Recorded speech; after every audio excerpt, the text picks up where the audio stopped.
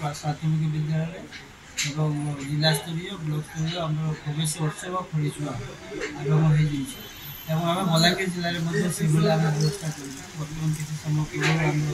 जो उत्सव होता से कलेक्टर साहब आते सी आज आम 15 जन पिला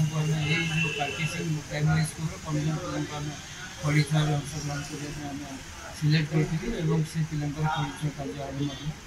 एवं ता सहित आम गोटे सचेतना रथ जोटा कि समस्त ब्लॉक को जीव 16टा ब्लॉक को जीव 16टा सचेतनता रथ आम जिलू से पर्यटन कर कमल से लोकार्पित है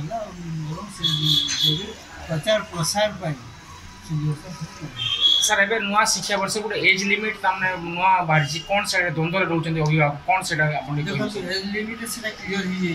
कौन प्रकार द्वंद्व रहा कथा नहीं आसंता